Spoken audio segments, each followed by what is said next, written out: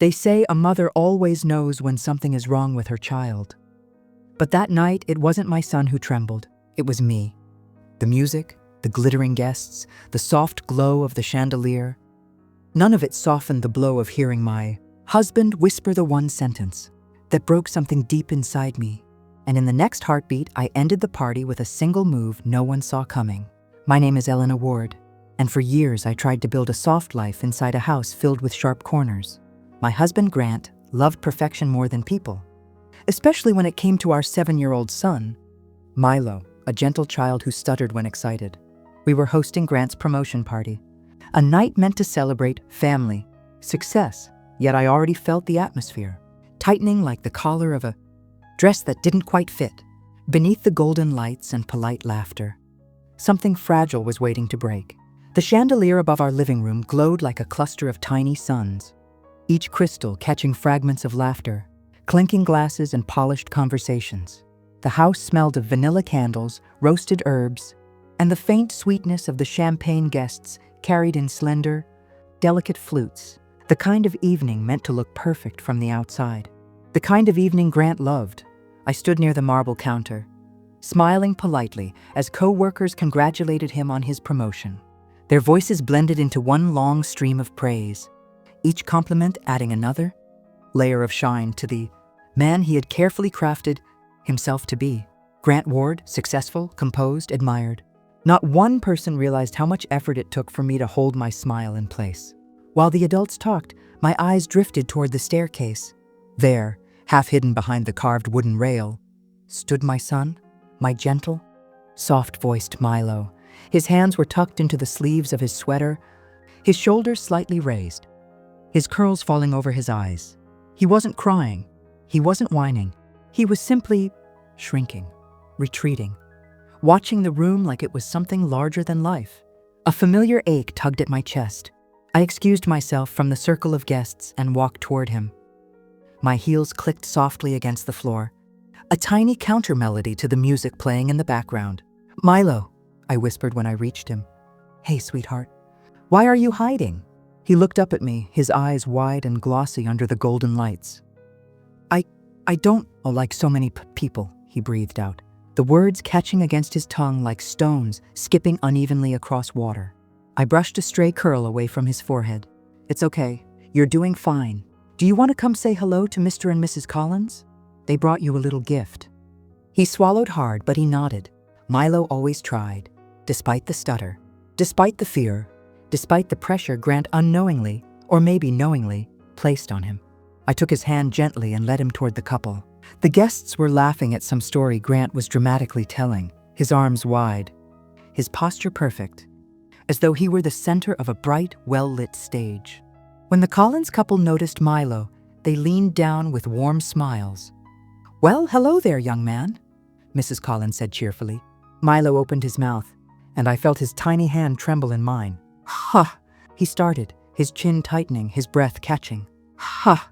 His stutter tangled around the first letter like a rope pulled too tight. Mrs. Collins smiled kindly, but I saw her husband exchange an embarrassed glance with Grant. And that was all it took. I saw my husband's expression shift, a small twitch in his jaw, a tightening around his eyes, a crack in the perfectly practiced smile he had been wearing all evening. He stepped closer, placing a firm hand on my back. "Elena," he muttered through his teeth, "take him away." His voice was low, polite enough to hide the irritation, but sharp enough for only me to hear. I moved Milo gently behind me. "It's okay, baby. You tried. That's enough." But Grant wasn't done. The moment we stepped away from the guests, he leaned closer, his breath brushing my ear. His tone dipped in annoyance disguised as concern. "He embarrasses me," he whispered. It was only 4 words. 4. Simple, cruel, precise. Like a pin pushed into a balloon. I felt something inside me shift. Not violently, not loudly, but quietly. Like a small internal thread snapping after being pulled too tight for far too long. Embarrasses him. The words slammed into my chest harder than any insult ever had. The music faded, the laughter dimmed, and even the chandelier lights blurred for a moment. All I could hear was the thundering echo of that word, repeating like a heartbeat twisted out of rhythm. I turned my head slightly toward Grant, my voice barely more than a breath. He's your son." Grant's lips curled into a tight, polite smile, the one he used in public when he needed to appear composed. "Not like this," he muttered softly. "Not when everyone's watching." Milo looked up at me, unaware of what his father had said, but aware enough to notice tension. His eyes asked the question he couldn't voice. "Did I do something wrong?" I knelt down and held his face gently between my hands. "You did perfect," I whispered, pressing a small kiss to his forehead. "You did absolutely perfect." He smiled a little, but it wavered, a fragile curve, thin as glass. Behind me, Grant exhaled sharply, annoyed that I wasn't reacting the way he wanted. "Elena," he said, "you need to control this. He can't keep—" I stood up slowly, letting my eyes settle on him with a calmness I didn't fully understand yet. "Control what?" I asked. My voice remained steady, almost too steady. "His nervousness? His fear? His speech? Or your obsession with appearing flawless?" Grant blinked. The guests were too far to hear, but he still straightened defensively, as if someone had stepped on his polished image. "You're imagining problems," he said stiffly. "I just want our family to look perfect." I finished for him. He didn't deny it. Of course he didn't. Perfection was his religion. Milo's stutter to him was a stain. A waiter carrying a tray of champagne passed by us, breaking the moment. The distant laughter rose again. The music lifted its tune. The party continued without knowing that something quiet, something sharp and irreversible, had changed in me. I had lived with Grant's subtle criticisms, his perfectly coded commands, his sculpted expectations for years. I had swallowed them, softened them, excused them. But this was different. Because tonight, he didn't wound me. He wounded my child. And a mother can forgive an insult to herself. But an insult to her child? That is the kind of cut that never heals the same way. I took Milo's hand again. His small fingers curled into mine, trusting me without question. His grip was warm, soft, and fragile. But there was strength there, too. The quiet kind. The kind Grant never noticed. "We're going upstairs for a minute," I said calmly. "Don't make this dramatic," Grant muttered. I looked at him, truly looked at him. And for the first time, I didn't see the man I married. I saw the man he had become. Or maybe the man he had always been, polished enough to hide the cracks. "No," I said softly. "You already made it that." And with that, I walked away, guiding Milo up the staircase bathed in golden light. Behind me, the party continued. But the woman walking up those stairs was no longer the one who walked down them earlier. Something had snapped. Something quiet, something powerful, something that would change everything. The staircase creaked softly as Milo and I climbed, each step lifting us away from the noise of the party below. The golden glow from the chandelier dimmed behind us, replaced by a cooler, quieter light settling over the upstairs hallway. The air felt different up here, still, as if the house itself held its breath. Milo's small hand was still wrapped around mine, warm, trembling, searching for reassurance he didn't know how to ask for. When we reached the landing, he tugged gently, signaling he wanted to stop. His eyes lifted to mine, confused, fragile, questioning. "Mom," he whispered, Did I ruin the pea party?" The words hit me harder than anything Grant had ever said. I knelt down, pulling him into my arms. His cheek pressed against my shoulder, and I felt the tiny sob he didn't let out. "No," I murmured, stroking his hair. "You didn't ruin anything. You were brave." He pulled back slightly. "But Dad—" "Your dad was wrong," I said quietly but firmly. "Very wrong." His lips trembled as he nodded, accepting my answer not because he believed it yet, but because he trusted me. That trust felt like both a gift and a responsibility heavy enough to shake my bones. I guided him to his bedroom, pushing the door open gently. Milo's room always felt safe. The soft blue walls, the tiny astronaut stickers he'd chosen himself, the stack of picture books leaning slightly on the shelf, the dinosaur nightlight that cast warm shadows in the shape of stars if you dimmed the lamp. Tonight, though, the air in the room felt aware, like even the walls were listening. I sat him on the bed and tucked a blanket around his legs. "You stay here," I told him softly. "Breathe, relax. I'll come back in a few minutes." His eyes widened. "You're going downstairs? Again?" "Just for a moment. I promise." He nodded slowly, though worry clouded his face. "Can you leave the door a little open?" I smiled gently. "Of course." I left the door cracked, a small sliver of warm hallway light spilling across the carpet toward him. the same way I used to when he was younger and afraid of the dark. I stepped into the hallway and pulled in a slow breath. And that's when I heard it, Grant's voice drifting up from below, smooth, confident, cutting. "You know how Elena is," he was saying. The words rising up the staircase like smoke. "She baby talks him too much. She creates these problems." Laughter followed. Not loud, the polite, uncomfortable kind that guests offer when they don't agree but don't want to offend the host. My breath stilled in my chest. He was blaming me for our son's stutter, for his sensitivity, for his fear, blaming me to strangers. Honestly, it's embarrassing," he continued, his voice dipped in false concern. "A child his age should know how to speak properly. Elena just encourages the weakness." The word tightened something inside my chest. I stood frozen at the top of the stairs, the shadows stretching along the hallway walls like the house itself was reacting, like it had heard something ugly and recoiled. The old wood groaned softly under my feet, not from my movement, but as if the house itself was shifting in discomfort. It felt alive, disapproving, listening. Grant's laughter floated up, light, charming, practiced. "Kids pick up their mother's habits," he continued casually, as if discussing the weather. "She's always so emotional. Milo copies it." My fingers curled into fists. The hallway darkened. Maybe it was the dim lights. Maybe it was my vision. But something changed. Something cold. Something sharp. For years, I had dismissed moments like these, smoothed them over, buried them under excuses. "He's stressed. He doesn't mean it. He's just tired." But tonight, the excuses felt like wet paper in a storm. I walked slowly toward the stairs, stopping at the top step. From this height, the living room spread out like a stage, guests holding champagne flutes, Grant moving between them like a conductor managing an orchestra. His hand gestures smooth, his laughter perfectly timed, his eyes shining with the kind of confidence I once mistook for strength. I watched him from above. But for the first time, I didn't feel like his wife standing beside him.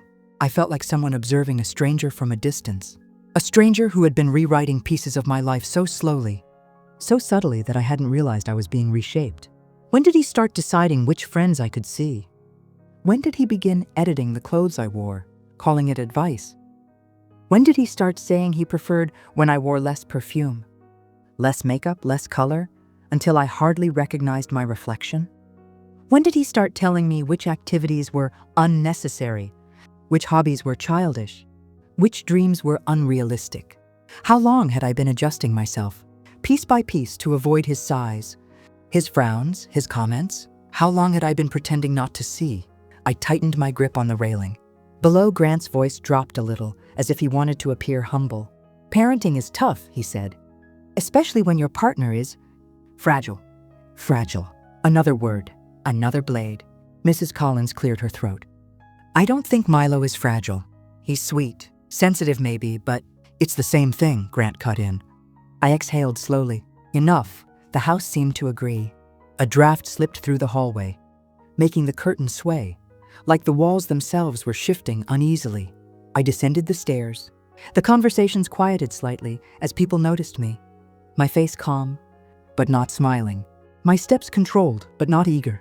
Grant's expression flickered when he saw me. A tiny moment of surprise, quickly masked by a polished grin. "There she is," he said lightly. "Everything okay upstairs?" I looked at him. I mean, really looked at him. The way someone looks at a portrait that suddenly doesn't resemble the person they thought they knew.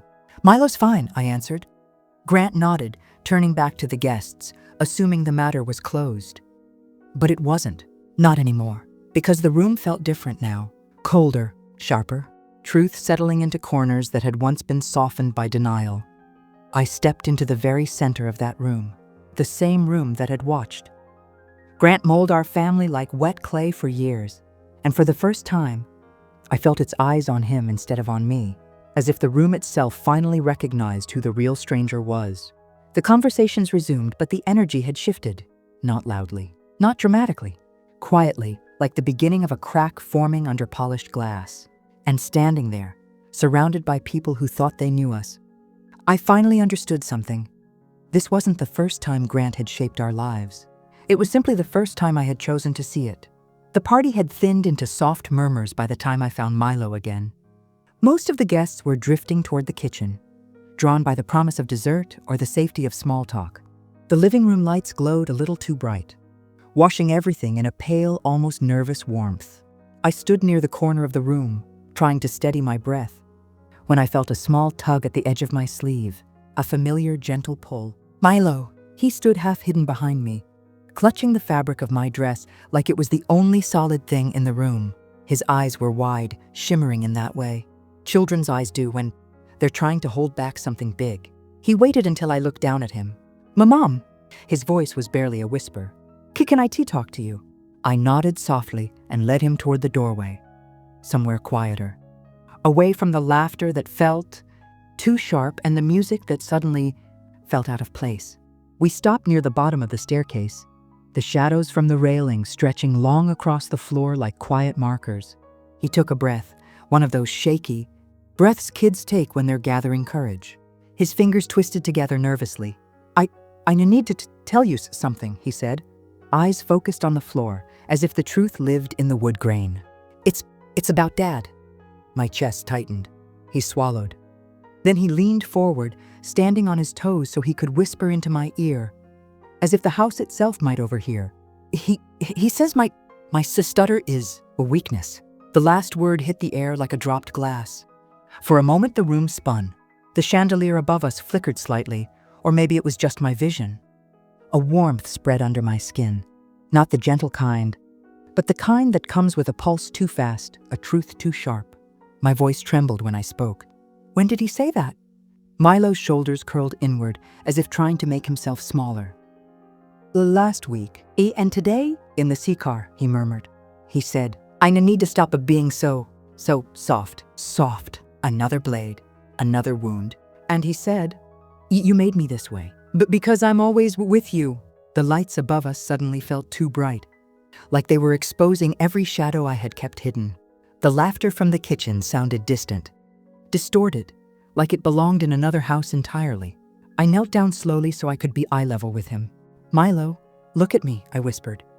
He lifted his eyes, scared, apologetic, like he thought he had done something wrong by telling me the truth. I touched his cheek gently. "You are not weak," I said. "You hear me? Not ever. Not for 1 second." His lip trembled. But Dad!" "He is wrong." I didn't raise my voice. I didn't need to. The truth carried its own weight. Suddenly, footsteps approached. Heavy, familiar, controlled. Grant. His silhouette stretched across the floor before he even reached us. Milo's whole body stiffened, as if he sensed the tension before either of us spoke. Grant's voice was deceptively light. "What's going on here?" Milo's hand moved instinctively to my arm, clutching again, tighter this time. Grant's eyes flicked from me to our son. His expression sharpened, suspicion growing in the tight line of his jaw. "What were you two whispering about?" he asked, the softness in his tone not matching the narrowing of his eyes. Milo froze, absolutely froze. His breathing quickened, small and shallow. His fingers pressed so tightly into my sleeve that I could feel the fabric strain. The fear in him wasn't loud, but it was unmistakable. A quiet, desperate plea written in the shake of his hands. Grant noticed it. I saw his gaze linger on our son's stillness, his trembling shoulders. Something flickered across his face. Annoyance, then impatience, then the practiced smile he used on guests. "Elena," he said smoothly, "are you filling his head with something now?" My blood turned cold. I stood slowly, placing my hand on Milo's back, shielding him without making a scene. The kind of subtle protection mothers learn to master. "No," I said softly. "He just needed to tell me something." Grant tilted his head. "About what?" Milo swallowed, stepping half behind me, as if my body could hide him from the weight of his father's presence. "Elena." Grant's voice hardened just slightly. "Tell me." I looked at him, really looked, and for the first time, I noticed how controlled his expressions were, how practiced, how his charm sat on him. Like a tailored jacket, he could slip off the moment he crossed the threshold of our home. "What he told me," I said evenly, "is between me and my son." Grant's lips tightened at the corners. "That's not how parenting works." I breathed in slowly. "The way you parent isn't working." His eyebrows lifted a fraction, more insulted than surprised. But what scared me wasn't his reaction. It was Milo's. He clung to my hand as if letting go would be dangerous. His fear wasn't imagined. It wasn't exaggerated. It wasn't a misunderstanding. It was lived. It was real. And it was standing right in front of me in the shape of a shaking child. Grant leaned back slightly, crossing his arms, scanning the room to make sure no one was watching. "Elena," he murmured, lowering his voice to a whisper meant only for me. "Don't start something you won't finish." My breath caught, because in that instant, I realized something important, terrifying even. He wasn't talking about a conversation. He wasn't talking about the party. He wasn't talking about the evening. He was talking about our life, our marriage, our son, our silence. I looked down at Milo, his eyes glossy, his small chest rising too fast, his fingers gripping mine with desperate trust. And a question rose inside me, quiet but burning. What kind of mother stays silent now? Certainly not the mother standing here. Certainly not me. The room around us softened into a hush, as if the walls leaned closer, waiting for my answer. And somewhere deep inside, something shifted. Not loudly, not dramatically, just quietly, the way foundations crack before a home falls. I squeezed Milo's hand. "We're going upstairs now," I told him gently. And without waiting for Grant's permission, for the first time in years, I turned away from him. Milo followed, his small steps matching mine, trusting that I would lead him somewhere safer. Behind us, the room held its breath. And Grant? I could feel his stare between my shoulder blades, cold and calculating. But I didn't stop, not this time, because my son had finally spoken the truth. And this time I was going to listen. The music was still playing when I came down the stairs. But it felt different now, thinner, stretched. Like a smile someone holds long after it becomes painful. Guests clustered around the dining table, laughing in small loops, unaware that the air had shifted upstairs. The chandelier flickered warmly, pretending the house was still safe. It wasn't. Milo stayed with my sister in the upstairs landing, wrapped in a quiet place where no eyes could reach him. I told him I'd be back soon, that I just needed a minute. He nodded, the trust in his small face becoming the anchor that steadied me. As I stepped onto the last stair, I walked into the living room with a stillness I didn't fully recognize. Every step felt measured, each breath deliberate. My heart wasn't racing anymore. In fact, it was almost calm, the kind of calm that comes when the decision is already made. Grant was near the fireplace, charming two of his co-workers with that rehearsed smile he wore everywhere outside our home. The moment he saw me, the smile twitched. His eyes flashed something sharp, something wary. He knew. He sensed something coming before he even understood it. I didn't go to him. I walked past him, toward the stand where the microphone waited for his speech. His jaw tightened. "Elena," he muttered under his breath as he followed me. "Don't cause a scene." I didn't look at him. My fingers wrapped around the microphone, cool and smooth. I lifted it slowly, the cord dragging lightly against the floor like a whisper. The sound system gave a gentle hum, enough to turn heads. Enough to hush conversations, enough to make the room listen. The music faded as someone turned it down, unsure why but sensing the shift. I stood at the center of our living room, the same room where we hosted every Christmas, every birthday, every attempt at appearing perfect. People smiled at me politely, expecting a toast. Grant took one step closer. "Elena." His voice was low, threatening beneath its softness. "Put it down." I didn't. I raised the microphone. "Thank you all," I began, my voice steady, calm, too calm. "For being here tonight. It means a lot." The room softened into attentive silence. Faces glowed in the warm lights, eyes lifted. Conversations paused mid-sentence.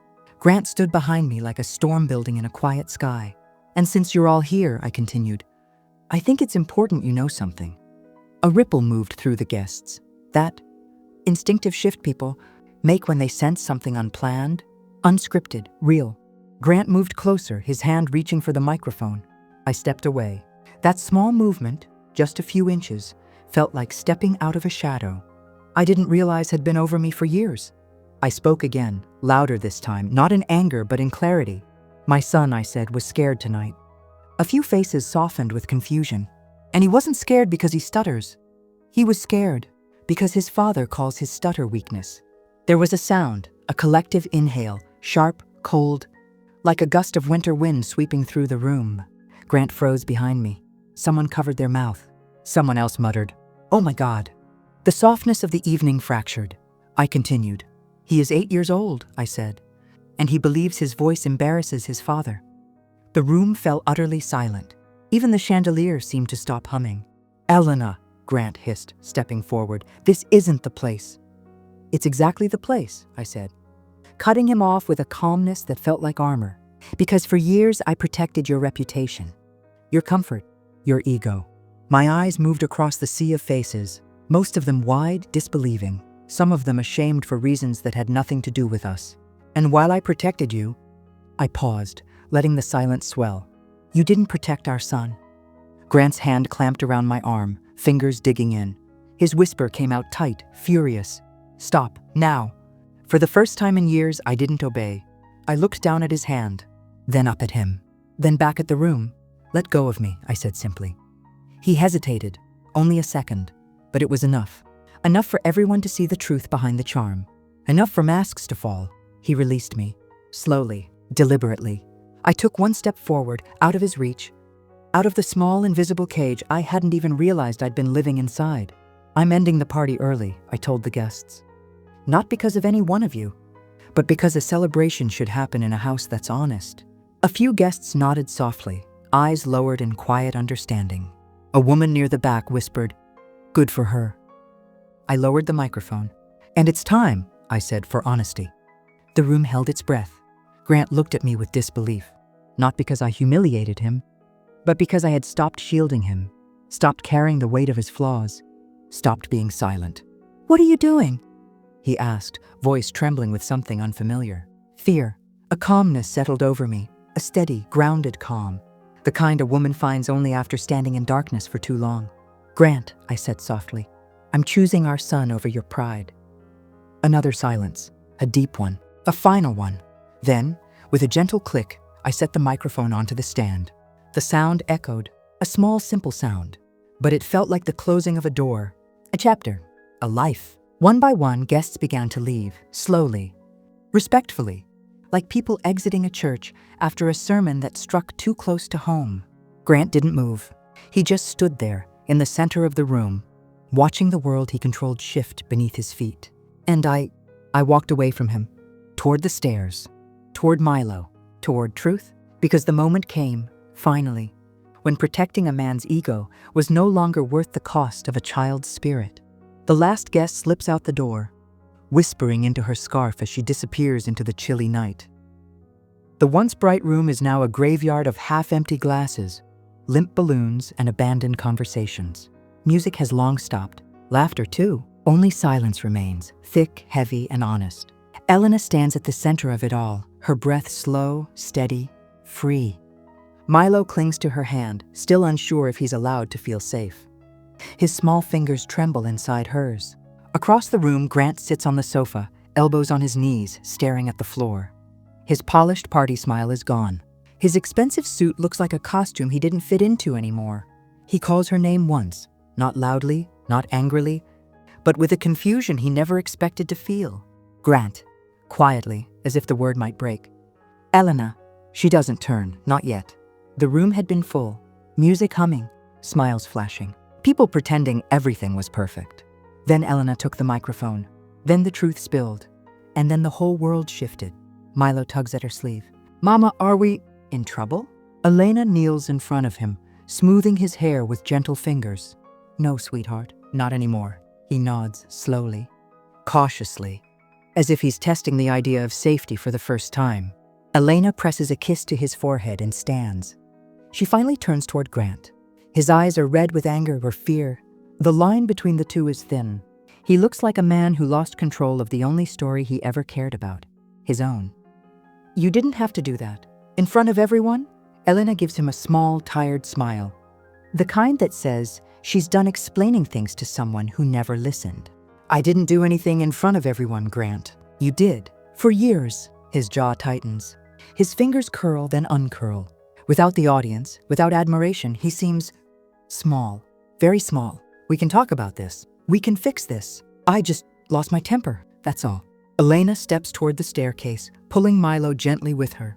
"What you lost, Grant, was my silence." Grant flinches like the words hit him harder than a slap. Elena walks down the dim corridor that once felt like home. The house is quiet, but it's not peaceful. not yet. It feels like a building holding its breath after years of pretending. Milo's steps are small behind her. Where are we going, Mama? She looks back at him with a softness that warms the cold hallway. Somewhere safe. Somewhere peaceful. Somewhere your voice is never something to hide. Milo's eyes widen, a tiny spark of relief brightening them. Elena packs a small bag, Milo's clothes, his favorite book, the stuffed fox he sleeps with. She isn't rushing. She isn't scared. She's simply done. Milo sits on the edge of the bed, watching her. Is Daddy mad? Elena pauses, then sits next to him. Maybe. But that's his problem, not yours. Milo leans into her, resting his head on her shoulder.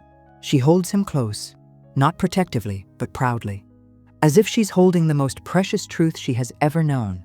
We walk downstairs together. Grant was still there, exactly where I had left him, like a statue waiting for instructions. Elena, please, he said. You're overreacting. He just needs discipline. That's all I raised my hand. Just a simple gesture, but it silenced him completely. Don't finish that sentence, I told him. Not tonight. Not again. I reached for the front door. Grant stood quickly, panic flickering across his face. You're leaving me? I looked at him with calm, clear eyes. I'm choosing my son. His spirit, his future, his voice. He went still, overwhelmed by a version of me he never imagined. A version that didn't fold, didn't flinch, didn't apologize. The cold air greeted us the moment we stepped outside. I locked the door behind me, not as a goodbye to the house, but to the silence I had lived in for too long. Milo breathed deeply beside me, the tension slowly melting from his shoulders. Is this what free feels like? He asked. I squeezed his hand and smiled. Yes, baby, this is the beginning of free. We walked toward the car parked at the curb. The neighborhood was quiet, lit by street lamps glowing like small moons. The world felt different, softer, honest. I helped Milo into the passenger seat, buckled him carefully and brushed his cheek. He smiled, a small, brave smile that felt like a promise. I sat behind the wheel. I didn't start the engine right away. I just listened to the silence. But it was a new kind of silence, not the frightened hush of walking on eggshells, not the quiet of swallowed words, not the silence of a child too scared to speak. This silence belonged to me, the silence of choosing myself, choosing my son, choosing a life that didn't shrink us. I took a slow breath, turned the key, the engine hummed to life.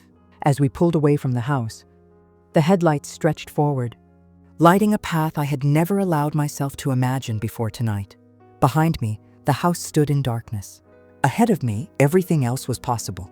Milo leaned his head against the window, watching the blur of night. Mama, will things be better now? I glanced at him, my heart soft and certain. Yes, because from now on, we never apologize for who you are. He nodded and closed his eyes, peaceful in a way I hadn't seen in years. I smiled and faced the road, and for the first time in a very, very long time, my world felt wide, open, mine.